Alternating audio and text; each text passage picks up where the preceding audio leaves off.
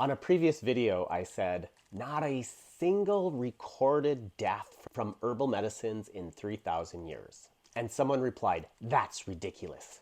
Google deaths from herbal medicine. My quote was based on reports from the National Library of Medicine, a review of all published records, reporting that, quote, few herbs have been associated with severe side effects, including death in isolated case reports, but the causality was questionable. That's a review of all recorded data, but sure, let's Google. The first website is a doctor saying can cause, could cause, and he cites 2 case reports of injury, not death, from herbal medicines contaminated with heavy metals, which I have warned about. A good reason to buy from a natural doctor with a 30-year history of safe and effective use.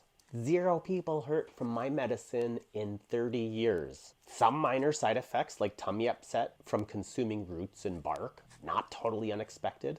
I've even had a few people, when I was learning, say they felt worse taking my medicine. So they stopped and the bad feeling went away. And Dr. Stone learned something. Most of the time we reformulated and worked through it. But a few people didn't want to try again.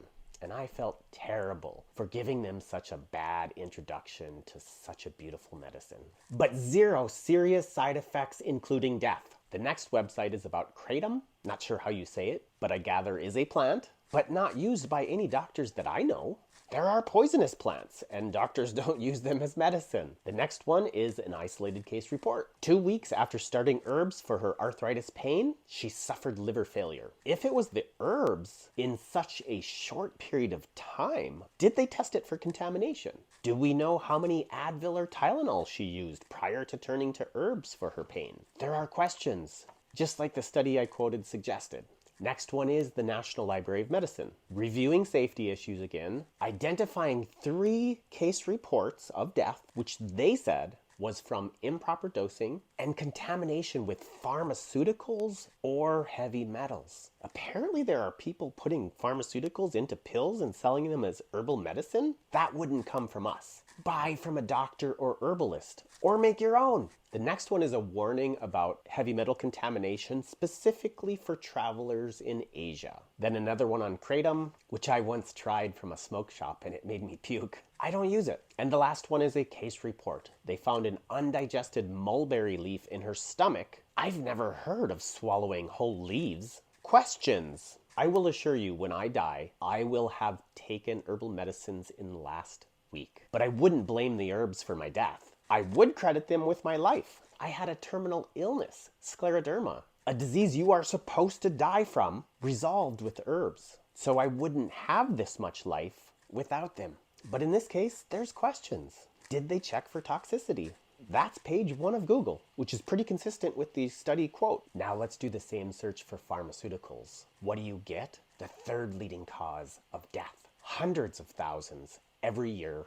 Unquestionable. They know their medicine kills a certain percentage, and they try to convince everyone that all medicine has side effects.